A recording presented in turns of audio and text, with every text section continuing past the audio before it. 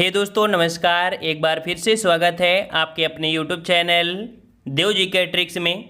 दोस्तों हम लोग यहाँ पर हिंदी का फुल टेस्ट लगाएंगे जहाँ पर आपके 60 प्रश्न हैं, काफ़ी अच्छे प्रश्न हैं। और आज के इस टेस्ट पेपर में आप लोगों को कमेंट बॉक्स में कमेंट करना होगा कि आज के टेस्ट में आपके कितने नंबर आए हैं।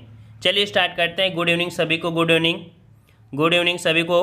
चलिए यहाँ पर आपका गद्यांश दिया है और गद्यांश आपका ये छोटा है, चाहे तो आप इसे सॉल्व भी कर सकते हैं, वैसे हम स्किप कर देंगे। लेकिन इस गद्यांश एक ऐसा गद्यांश है कि जिसके प्रश्न आप बिना गद्यांश को देखे ही सॉल्व कर सकते हैं। जैसे कि आपका पहला प्रश्न दिया है, ईर्ष्या का काम है। ईर्ष्या का काम क्या होता है? तो याद रखिए ईर्ष्या का काम होता है जलाना होता है, जो कि आप सभी को पता है ना। यहाँ पर दिया है ध्येय। ध्येय का अर्थ क्या होता है? तो ध्येय का अर्थ होता है लक्ष्य होता है, जो कि आपके गद्यांश में भी दिए हैं और नॉर्मल से आप लोग यहाँ पर जानते भी होंगे। ठीक है, गद्यांश में ईर्ष्याल व्यक्तियों की जो बात होती है वो आपकी कह सकते हैं खिल्ली उड़ाई गई है। ठीक है, ये आपके गद्यांश में दिया गया है, इसका भी हो जाएगा। चलिए यहाँ पर आपका दिया है अपव्यय का क्या अर्थ होता है? तो अपव्यय का जो अर्थ होता है वो आपका होता है क्या? फिजूल खर्च होता है। ठीक है, फिजूल खर्च। और यहाँ जो गद्यांश में दिया गया था कि उपयुक्त शीर्षक क्या है, तो शीर्षक आपने यहाँ पर पढ़ लिया है कि ईर्ष्या से संबंधित है। ठीक है, तो 5 प्रश्न अगर गद्यांश आप ना भी लगाते तो भी सॉल्व कर सकते थे। चलिए यहाँ पर आपका 6 नंबर है कि अधिकार में उपसर्ग बताइए। अधिकार में उपसर्ग, और अधिकार में उपसर्ग क्या बनेगा आपका? अधि बनेगा। बिल्कुल सही जवाब है, ऑप्शन आपका सी हो जाएगा, अधि हो जाएगा। ठीक है, अधि हो जाएगा। और अगले प्रश्न को आते हैं आपसे, धार्मिक में प्रत्यय बताइए। धार्मिक में प्रत्यय, तो धार्मिक में आपका कह सकते हैं एक प्रत्यय लगाने से आपका बना है ना। तो यहाँ पर आपका जवाब हो जाएगा ऑप्शन बी, यहाँ पर एक प्रत्यय आपका लगा हुआ है। ठीक है, यहाँ पर धार्मिक में। ठीक है, अगला प्रश्न है आकर्षण का विलोम होगा। आकर्षण का विलोम, और आकर्षण का विलोम क्या होता है? क्या होता है? विकर्षण होता है। वेरी गुड, ऑप्शन राइट आपका यहाँ पर 8 का हो जाएगा, बी हो जाएगा, विकर्षण हो जाएगा। ठीक है, और यहाँ पर कर्षण की बात करें, कर्षण, तो कर्षण का अर्थ कह सकते हैं जोती गई जमीन होती है, या कह सकते हैं हल होता है। ठीक है, वहीं पर अगर बात करें घर्षण, तो घर्षण का अर्थ होता है घिसना। ठीक है, और यहाँ अपमान है, तो अपमान का जो विलोम बनता है वो आपका सम्मान होता है। ठीक है, चलिए अगला प्रश्न है जानने की इच्छा के लिए एक शब्द। जानने की इच्छा, और जानने की इच्छा जो आपकी है उसे हम लोग बोलते हैं जिज्ञासा। क्या बोलते हैं उसे? जिज्ञासा बोलते हैं। ऑप्शन राइट आपके यहाँ पर सी सही हो जाएगा। समझ में आ रहा है? चलिए यहाँ पर नेक्स्ट प्रश्न को आते हैं। प्रश्न आपसे अगला पूछा गया है, कह रहा आपसे कथा का बहुवचन होगा। कथा, और भाई कथा का बहुवचन क्या हो जाएगा? यहाँ पर अगर ऐ प्रत्यय लगाया जाए तो ये बहुवचन बनेगा, कथाएं हो जाएगा। क्या? ऑप्शन आपका यहाँ पर डी हो जाएगा, कथाएं हो जाएगा। ठीक है, कथाएं। अगला प्रश्न आपसे पूछा गया है, निम्न में से कौन सा वाक्य वर्तमान काल का है? यहाँ पर वर्तमान काल की पहचान करना है। वर्तमान काल की कुछ पहचान होती है। ठीक है, यहाँ पर देख सकते हैं कि ता है, ती है, ये वर्तमान काल में मिलता है, जो कि ऑप्शन आपको फर्स्ट दे रहा है मानव पढ़ता है। ठीक है, तो ऑप्शन राइट आपके यहाँ पर फर्स्ट हो जाएगा, मानव पढ़ता है। यहाँ पर दिया है मोहन गया, और मोहन गया ये जो आपका है ये सामान्य भूतकाल है। ये कैसा है? सामान्य भूतकाल है। तो ऑप्शन आपका कह सकते हैं कि जो पूछा गया था वर्तमान काल, तो वर्तमान काल कौन है? मानव पढ़ता है। जो मोहन गया है ये आपका कैसा है? तो आपका ये आपका है सामान्य भूतकाल। सीता सो रही थी, सीता सो रही थी, तो पता नहीं वो जगी है या नहीं जगी, तो ये जो आपका है ये आपका अपूर्ण भूतकाल होगा। ठीक है, वह जाएगा, वह जाएगा, ये जो आपका है सामान्य भविष्य काल होगा। ठीक है, तो चारों ही यहाँ पर पॉइंट आप समझ गए होंगे। ठीक है, पूछा गया था वर्तमान काल और ता है, तो ऑप्शन आपका फर्स्ट हो जाएगा। अगला प्रश्न है, निम्न में से प्रश्नवाचक चिन्ह कौन सा है? प्रश्नवाचक चिन्ह कौन सा है? और बिल्कुल ईजी है, छोटा सा बच्चा भी बता देगा, है ना। ऑप्शन आपका फर्स्ट हो जाएगा, प्रश्नवाचक आपका ये है। तो यहाँ पर बताना है ये वाला जो आपका है वो किसका है? ये जो निशान बी वाला है ये किसका है? तो ये है विस्मयाद बोधक का। ठीक है, विस्मयाद बोधक का।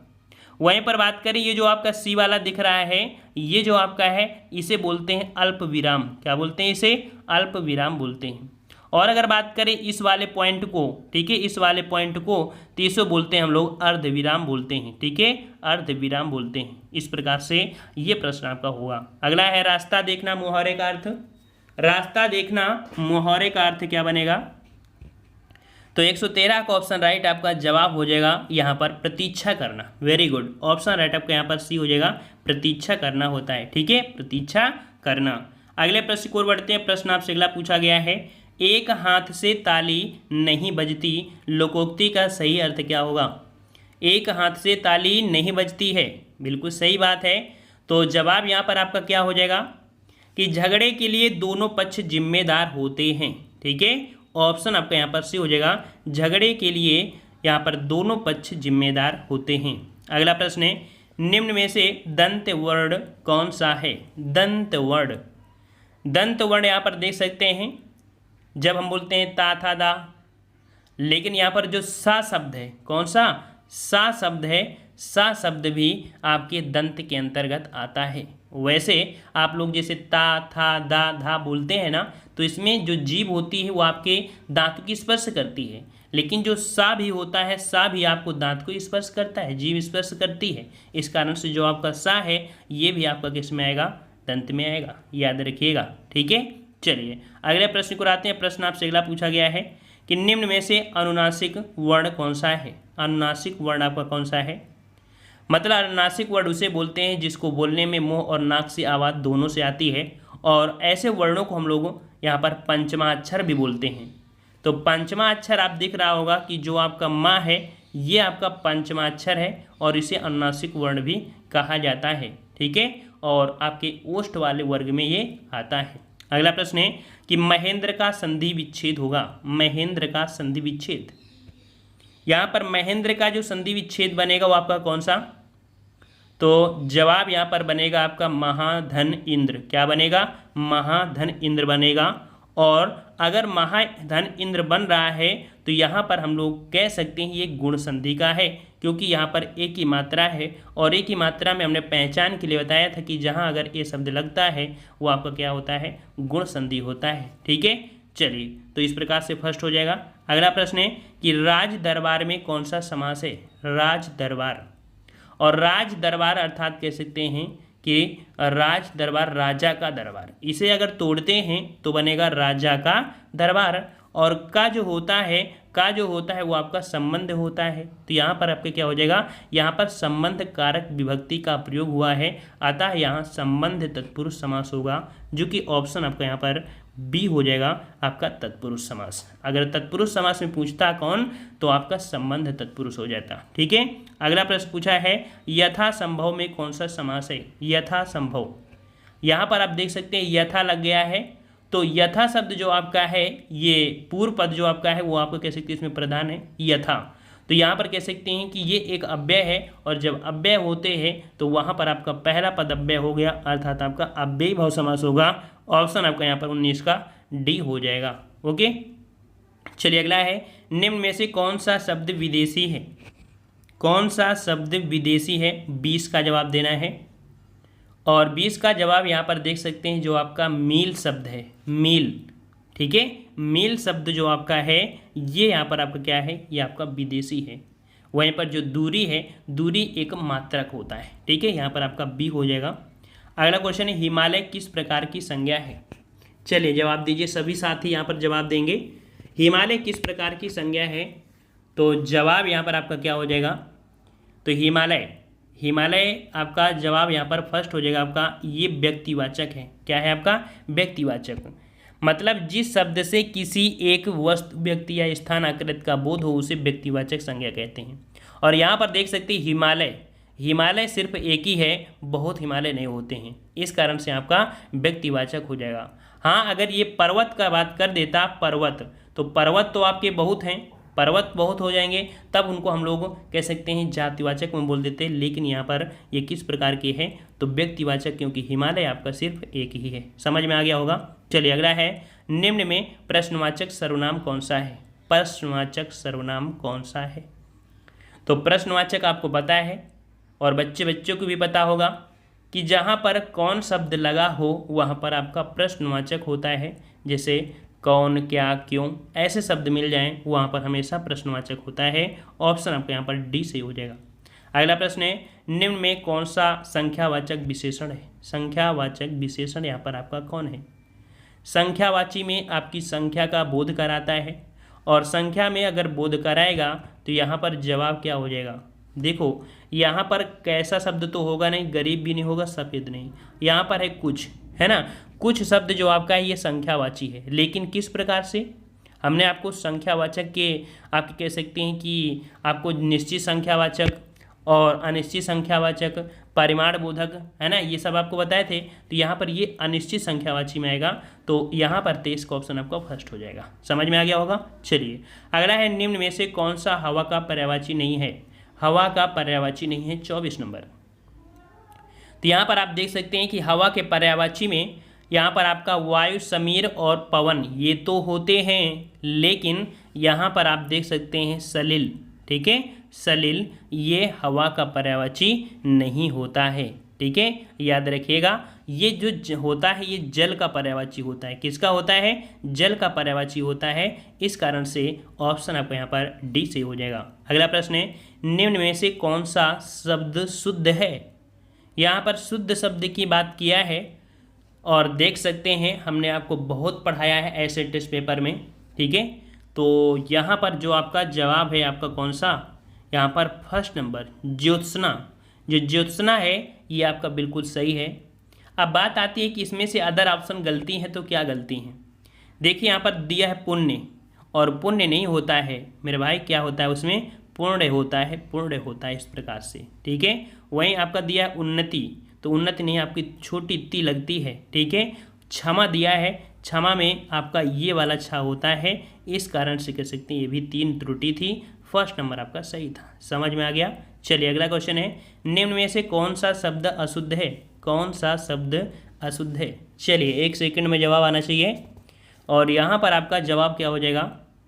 तो यहाँ पर 26 का ऑप्शन बी हो जाएगा। यहाँ पर अशुद्ध देखिए जो आपका बी नंबर है ये पूज्य गलत है। हमने आपको बताया था कि पूज्य जो लिखा जाता है वो आप कह सकते हैं पूजनीय लिख सकते हैं, या आप कह सकते हैं पूजनीय, ऐसे आप लिखेंगे तब आपका शुद्ध माना जाएगा, ठीक है। यहाँ पर पुष्प, परिस्थिति और आपके प्रशंसा ये सही है, लेकिन पूज्य जो आपका है तो या तो पूज्य इस प्रकार से लिख दीजिए, है ना, ये मान्य हो जाएगा, या तो कह सकते हैं आपका जो पूजनीय होता है पूजनीय, इस प्रकार से लिखेंगे तो आपका शुद्ध माना जाएगा, ठीक है। लेकिन 100% शुद्ध किसको मानते हैं? इसको माना जाता है।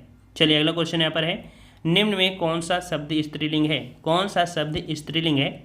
और स्त्रीलिंग की बात करें तो यहाँ पर कह सकते हैं कि भाषा शब्द, भाषा कैसा नहीं है, भाषा कैसी है ना। तो यहाँ पर आपका जवाब यहाँ पर आपका हो जाएगा बी नंबर, भाषा जो आपकी है ये आपकी स्त्रीलिंग है, ठीक है। चलिए अगला है, निम्न में से कौन सा वाक्य शुद्ध है? कौन सा वाक्य शुद्ध है? कह रहा है मैं घर जाना है, तो क्या आपने पढ़ा है मैं घर जाना है? नहीं पढ़ा है ना। पढ़ा क्या है आपने? मुझे घर जाना है, मुझे घर जाना है। तो ऑप्शन आपका कौन हो जाएगा? यहाँ पर जो 28 का सी आ रहा है बिल्कुल सही हो जाएगा। चलिए अगला क्वेश्चन यहाँ पर है, आदेश का अंग्रेजी अनुवाद क्या होगा? आदेश हमने आपको बताया था 4-5 ही आपकी कह सकते हैं ये इंग्लिश वर्ड पूछे आते हैं हमेशा। तो यहाँ पर देखिए जो आदेश यहाँ पर दिया, आदेश का अंग्रेजी अनुवाद क्या हो जाएगा? तो यहाँ पर 29 का ऑप्शन आपका हो जाएगा फर्स्ट नंबर, ऑर्डर होता है। क्या होता है? ऑर्डर होता है अंग्रेजी अनुवाद, ठीक है। वहीं पर देख सकते हैं कि रिक्वेस्ट जो दिया है, रिक्वेस्ट किस लिए? हम लोग निवेदन करते हैं किसी चीज़ से, है ना। वहीं पर दिया है गाइड दिया है, तो गाइड का काम क्या होता है? इसका होता है दिग्दर्शक, ठीक है। दिग्दर्शक जो बोलता है ना, गाइड कर रहे हैं, दर्शक दिखा मतलब कह सकते हैं रास्ता दिखाना, है ना, दिग्दर्शक बोलते हैं। वहीं पर आपका दिया है डायरेक्शन जो बोलते हैं उसे बोलते हैं निर्देशन, ये कह सकते हैं संचालन बोलते हैं। चारों में आपका आंसर मिल गया है। अगला है टीचिंग का हिंदी अनुवाद। चलिए टीचिंग का हिंदी अनुवाद क्या बनेगा? तो टीचिंग का हिंदी अनुवाद होता है आपका ऑप्शन बी हो जाएगा, अध्यापन होता है। क्या होता है?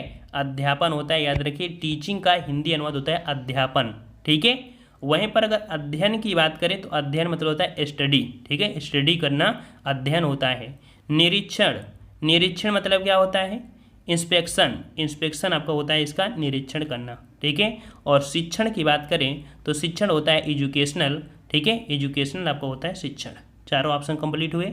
चलिए, ब्रज भाषा का केंद्रीय क्षेत्र बताइए। ब्रज भाषा का केंद्रीय क्षेत्र आपसे पूछा गया है और इसका क्षेत्र जो आपके होते हैं देखिए, जैसे आपका मथुरा, आगरा, अलीगढ़, बरेली, बदायूं, एटा, मैनपुरी, गुरुग्राम, भरतपुर, करौली, ये क्षेत्र जो आते हैं इसमें आते हैं।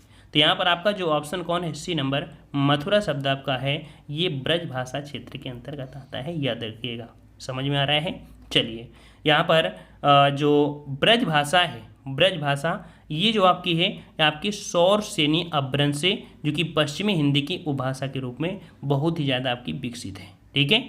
अच्छा, यहाँ पर जो इलाहाबाद है, इलाहाबाद, इलाहाबाद और लखनऊ, यहाँ पर कौन सी बोली जाती है? इलाहाबाद, लखनऊ में जो बोली जाती है वो आपकी अवधी बोली जाती है, याद रखिए कौन सी?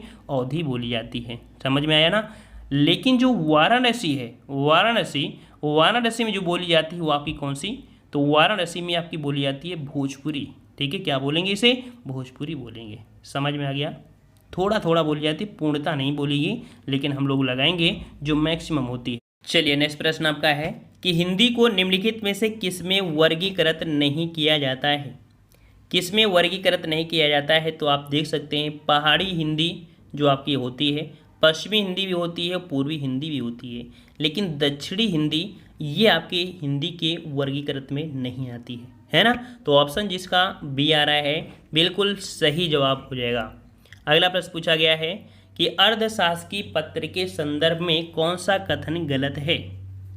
अर्धशासकीय पत्र के संदर्भ में कौन सा गलत है, यहाँ पर देखना है।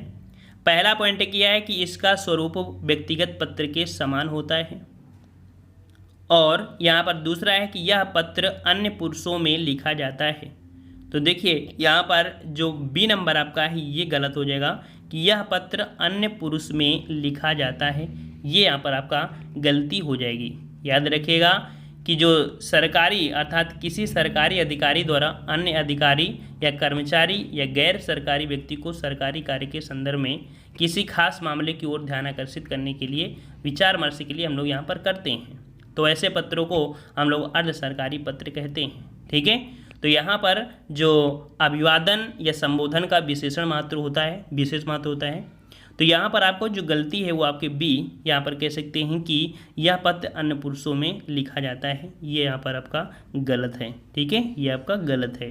अगला प्रश्न यहाँ पर है कि निम्न में से कौन सा वर्ण घोष है? हमने आपको घोष भी बताया था, घोष बताया था। तो यहाँ पर देखिए, यहाँ पर घोष कौन सा है? तो जैसे कि हमने बताया था का, खा, गा, घा और अंगा, तो जो घोष होते हैं वो आपके तृतीय, चतुर्थ और पंचम वर्ड होते हैं। इसमें से आप देख सकते हैं जो आपका डी नंबर आपका गा है, ये यहाँ पर आपका घोष कहलाएगा। साथ में इसमें घोष में कौन कौन से आते हैं? घोष में क्या क्या आते हैं? घोष में जो आपके आते हैं, कह सकते हैं कि तीसरा, चौथा, पाँचवा व्यंजन तो होते हैं, साथ में जो सभी स्वर होते हैं, ठीक है, स्वर भी होते हैं, वो आपके घोष में ही आते हैं। साथ में कह सकते हैं कि जो आपकी या, र, ला, वा, जो अंतास्त व्यंजन होते हैं, ये भी आपके किस में होते हैं? घोष में ही होते हैं। एक वर्ण और होता है जो हा होता है, ये भी आपकी घोष में ही होता है। समझ में आ गया ना? तो इस प्रकार से यहाँ पर जो देख सकते हैं डी नंबर आपका सही हो जाएगा। अगला प्रश्न है संहार का सही संधिविच्छेद क्या होगा? संहार, संहार बोला गया है और इसे अगर हम तोड़ते हैं तो आपको बनेगा समधनहार। क्या बनेगा? समधनहार बनेगा। ऑप्शन आपके यहाँ पर डी हो जाएगा, समधनहार हो जाएगा, ठीक है। और इसका तात्पर्य होता है विनाश, ठीक है, संपूर्ण विनाश होता है संहार का मतलब। अगला है निम्न में से कौन सा शब्द तत्सम है? कौन सा शब्द तत्सम है? तो यहाँ पर देखिए तत्सम जो कि शुद्ध संस्कृत के शब्द होते हैं, और यहाँ पर आपका 36 का ऑप्शन आपको जो दिख रहा है कौन सा? First number. हमने आपको बताया था रा शब्द जो आपका हो ये रा हो, है ना, या आपके जो संयुक्त वाले होते हैं हमेशा आपके तत्सम में ही होते हैं। तो 36 का ऑप्शन आपका फर्स्ट हो जाएगा। यहाँ पर जो चक्र है, ठीक है, चक्र आपका तत्सम है, ठीक है। और अगर बात करें कि जो चांद है, चांद ये तो आपका तद्भव है, लेकिन इसका तत्सम बनता है क्या? चंद्रमा बनता है, चंद्रमा। ठीक है। अगर बात करें छेद, तो छेद का जो तत्सम बनता है वो आपका छिद्र बनता है। क्या बनता है? छिद्र बनता है। और अगर छत की बात करें तो छत का जो आपका तत्सम बनता है वो आपका छत्र बनता है। ठीक है। चलिए अगला प्रश्न है कि निम्न में से कौन सा तद्भव शब्द है। चलिए यहाँ पर बताना है तद्भव शब्द। तो तद्भव शब्द में यहाँ पर 37 नंबर में यहाँ पर देखिए योगी, यौवन और जीर्ण ये तत्सम है, लेकिन जीभ जो आपकी है यहाँ पर आपका तद्भव है ना। इसका जो तत्सम बनता है क्या बनता है? इसका तत्सम बनता है तो क्या बनता है? इसका तत्सम बनता है जीवा। ठीक है, जीवा बनता है। ठीक है। और हल्का से यहाँ पर माँ करके उड़ा होता है, तो इस प्रकार से इसका तत्सम बन जाता है। ठीक है। चलिए अगला है निम्न में से प्रेरणार्थक क्रिया कौन सी है। प्रेरणार्थक क्रिया हमने आपको बताया था कि प्रेरणार्थक क्रिया जो होती है वो दो प्रकार की होती है, प्रथम प्रेरणार्थक, द्वितीय प्रेरणार्थक। यहाँ पर आप देख सकते हैं उठना, उड़ना, चलना और दिलाना। दिलाना जो आपका है ये आपकी कैसी है? ये आपकी प्रेरणार्थक क्रिया है। ठीक है। मतलब जिन क्रियाओं से इस बात का बोध हो कि कर्ता स्वयं कार्य ना करे, वो किसी दूसरे को कार्य करने के लिए प्रेरित करे, वहाँ पर प्रेरणार्थक क्रिया होती है। ठीक है। चलिए अगला क्वेश्चन है अली और अली शब्द का युग्म सही बताइए। अली मतलब क्या होता है और अली मतलब क्या होता है? सभी एग्जामों में ये प्रश्न पूछा जाता है ना। तो यहाँ पर देख सकते हैं अली, और अली मतलब होता है भौरा। क्या होता है? अली मतलब भौरा, और अली मतलब होता है सखी। तो यहाँ पर ऑप्शन आप देख सकते हैं, जो आपका जवाब आ रहा है कौन सा? डी नंबर, ये आपका यहाँ पर सही होगा। समझ में आ रहा है ना। यहाँ पर इसको मत लगाइएगा, क्योंकि अली मतलब होता है भौरा और अली मतलब होता है सखी होता है। समझ में आ गया। चलिए अगला प्रश्न है कि निम्न में से कौन सा वाक्य संयुक्त वाक्य है। कौन सा वाक्य संयुक्त वाक्य है? और संयुक्त वाक्य में भी हमने आपको कुछ पहचान बताई थी, बताया था। तो यहाँ पर देखिए संयुक्त वाक्य में कह रहा है आपसे मैंने लड़के को बुलाया, ये तो संयुक्त वाक्य नहीं होगा। यहाँ पर संयुक्त वाक्य यहाँ पर देख सकते हैं, जो उन्हें न नींद आती थी और कॉमा लगा है ना, इसका मतलब और भी कह सकते हैं ना भूख लगती थी। तो यहाँ पर जो वाक्य है वो आपका संयुक्त वाक्य है, कौन से? बी वाले में आपका हो जाएगा। ठीक है। क्योंकि जो कॉमा है इसको हम लोग और मान सकते हैं कि उन्हें ना नींद आती थी और ना भूख प्यास लगती थी, है ना। दोनों में जो ना संयोजन जुड़ा है वही आप यहाँ पर बता रहे हैं कि ये आपका है। ठीक है। और यहाँ पर 40 प्रश्न आपके हुए। अब वहाँ पर लगभग 25-30 क्वेश्चन होंगे, वन लाइनर होंगे। तो आप यहाँ पर कह सकते हैं 40 प्रश्न में जो आपको बताना है कि कितने प्रश्न आपने कमेंट बॉक्स में कमेंट कर दीजिएगा, कितने आपके सही हुए हैं। यहाँ पर आपके वन लाइनर भी पढ़ लीजिए, क्योंकि यहाँ से आपको प्रश्न मिलते हैं। कह रहा टकसाली भाषा कहते हैं। तो टकसाली भाषा किसे बोलते हैं? संस्कृत निष्ठ भाषा को टकसाली भाषा कहते हैं। ठीक है। हिंदी की मानक भाषा कहा जाता है। तो हिंदी की मानक भाषा बोला जाता है परनिष्ठ भाषा को। ठीक है। परनिष्ठित भाषा को हिंदी की मानक भाषा कहते हैं। अगला है देवनागरी लिपि का सर्वप्रथम प्रयोग किस राज्य में हुआ था। बहुत ही आईएमपी क्वेश्चन आपका है। देवनागरी लिपि का सर्वप्रथम प्रयोग होता था या हुआ था तो आपके किस राज्य में? तो गुजरात राज्य में हुआ था। अगला है भोजपुरी बोली की उत्पत्ति हुई है। भोजपुरी बोली की उत्पत्ति हुई है तो आपके मगधी अपभ्रंश से। ठीक है, मगधी अपभ्रंश से। अगला क्वेश्चन है कि मैथिली भाषा हिंदी के किस वर्ग के अंतर्गत आती है। मैथिली, तो मैथिली जो आती है आपकी किस में? आपके बिहारी हिंदी में आती है। ठीक है, बिहारी हिंदी। अगला है पैसाची अपभ्रंश की प्रमुख बोलियाँ। पैसाची अपभ्रंश की प्रमुख बोलियाँ हैं लहंदा और आपकी पंजाबी। अगला है बंगला भाषा का विकास किस अपभ्रंश से माना जाता है।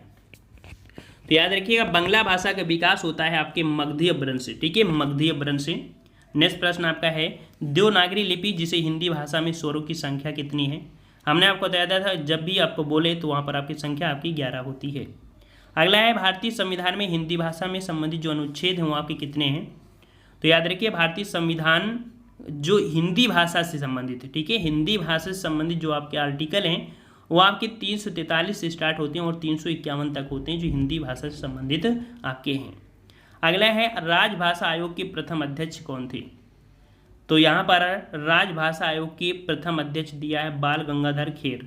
मतलब कि बाल गंगाधर यहाँ पर खेर है, इन्हें शॉर्टकट में बोल देते हैं बीजी खेर। क्या बोल देते हैं? बीजी खेर बोल देते हैं, याद रखिएगा। अगला है देवनागरी लिपि मूलतः है। तो देवनागरी लिपि जो आपकी है वो आपकी अक्षरात्मक है। ठीक है, अक्षरात्मक। नेक्स्ट प्रश्न है हिंदी भाषा में लिंग होते हैं। तो हिंदी भाषा में 2 लिंग होते हैं, पुल्लिंग और स्त्रीलिंग होते हैं। ठीक है, हम लोग नपुंसक का प्रयोग यहाँ पर नहीं करते हैं।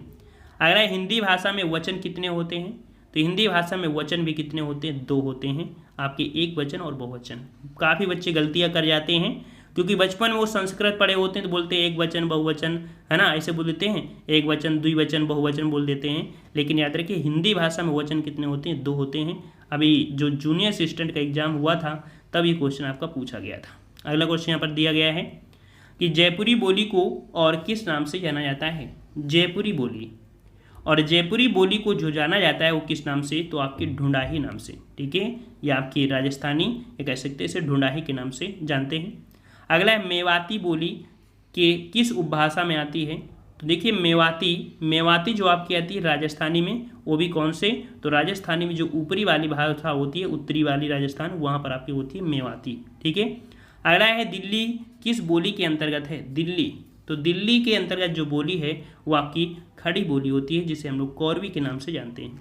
उत्तर प्रदेश की राजभाषा क्या है, तो उत्तर प्रदेश की प्रथम राजभाषा आपकी कौन है, हिंदी है, और द्वितीय राजभाषा आपकी क्या है, संस्कृत है। ठीक है, अगला क्वेश्चन यहाँ पर है कि हिंदी आकृति की दृष्टि से किस प्रकार की भाषा है, तो हिंदी आकृति की दृष्टि से आपकी शिष्ट युगात्मक भाषा है।